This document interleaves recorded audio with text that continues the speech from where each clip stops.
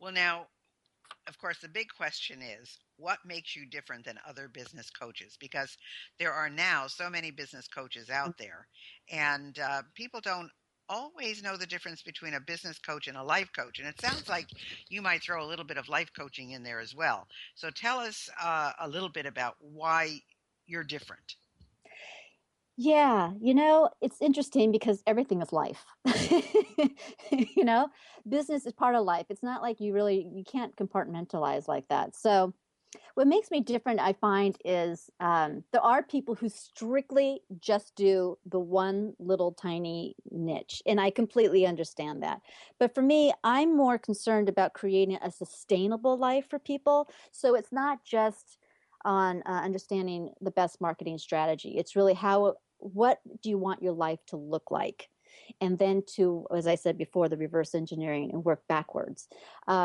So what makes me different is I'm looking at the big picture. I'm a big picture person. So we look at the big picture and then we see how you can have that balance between the work and the life. So you have a personal life, otherwise you're going to burn out. And that's like, and I have like all the different backgrounds and interests, and I'm a connector too. So I also like connecting people and bringing people together. So it makes me very different than other people who might just be much more narrow-minded or very defined narrow niche. Because there's some business people, business coaches, they don't want anything to do with the personal aspect of somebody. And I just find that that's so you cut off one part, part of the person. So, Well, if you don't understand the personal part of the person, it's very hard to improve their business because one overlaps into the other and can often cause grief. If personal life is not going well, then something in the business is going to suffer. I mean, that doesn't happen all the time in corporate America, but it certainly happens with an entrepreneur. oh So, yeah, that's a very big thing. And I think also I love the idea. And I kind of do this. I don't do it as well as I'd like to do it, but I kind of do it.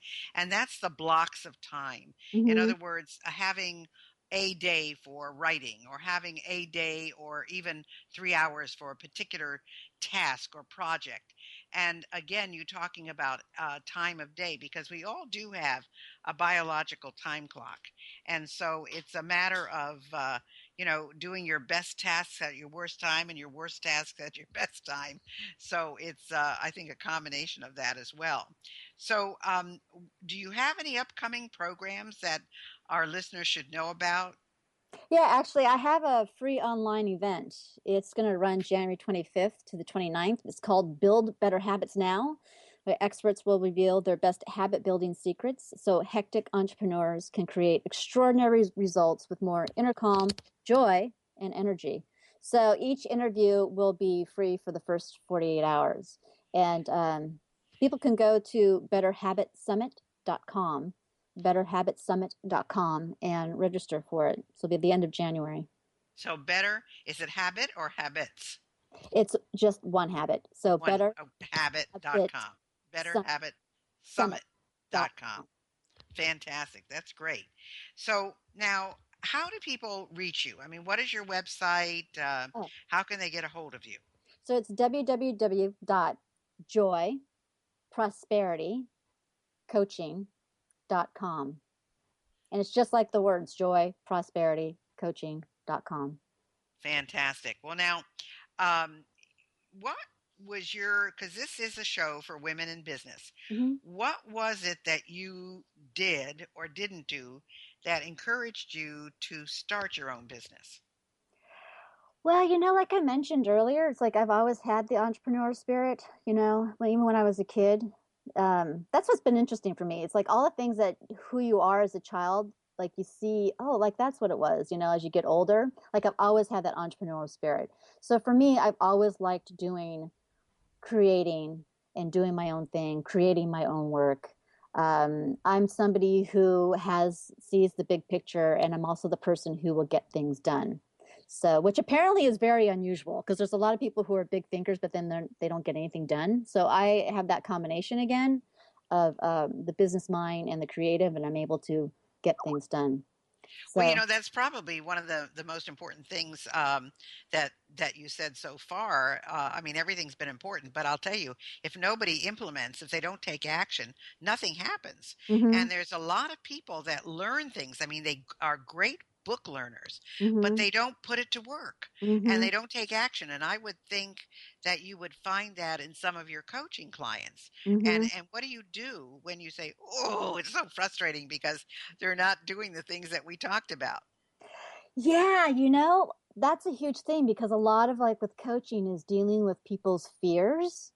So it's really, we have the plan of action, but then they come back and they haven't done any of that. Of course, I asked, what happened and like why didn't you get that done and what are the reasons for it?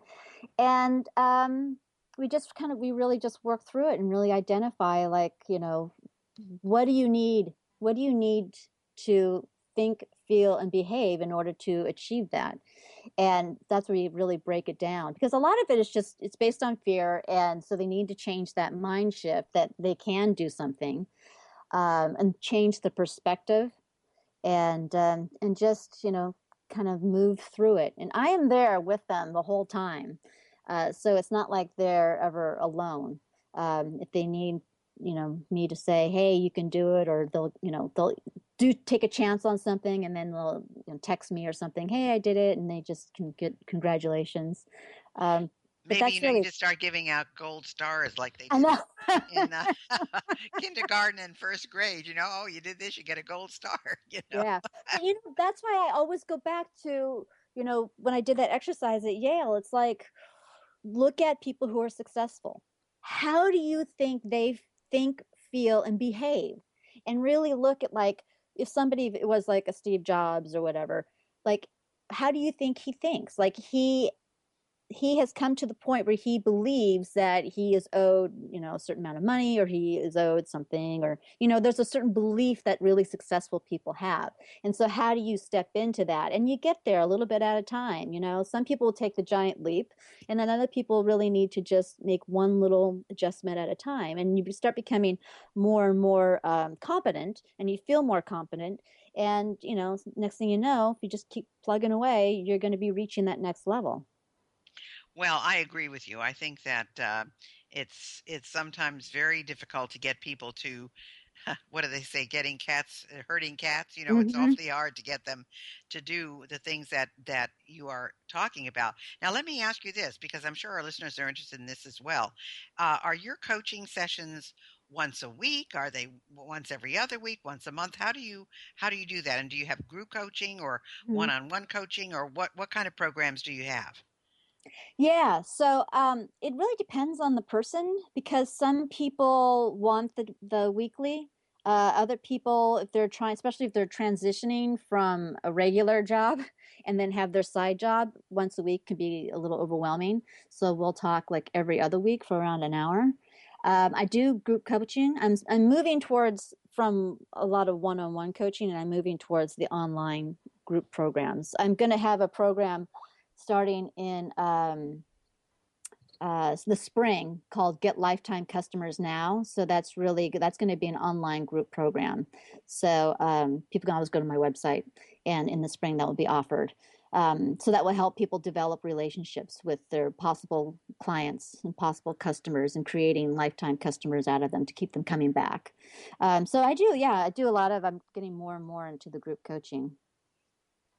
Well, that's wonderful because I know that some people are very, very interested in that and they really want to know how it's going. So that's fantastic. hmm Um, well, I tell you, it's about time for us to sign off, Joy. So let's give your website again. Let's see, it's joyprosperitycoaching.com, hmm and give us the summit one again. It's betterhabitsummit.com. Fantastic. Well, you have just been a delight, Joy. I think it's absolutely great that you're doing all of these things. I love your approach to coaching. I know some coaches are very, very regimented, and it sounds like you kind of go with the flow, and Hmm. what your customers want, what your clients want, they get. So I think people who are interested in coaching and really didn't know whether they were a fit, I think you would talk to them and you would be open with them as to whether or not you would be a good fit for one another, and that works great. So, people, if you are interested in coaching, it sounds like Joy's the person to go to, and check out her summit because that sounds like it's going to be a lot of fun. And I want to thank you so much for being with us, Joy. It has been a delight. Thanks. Thanks for having me. You're welcome.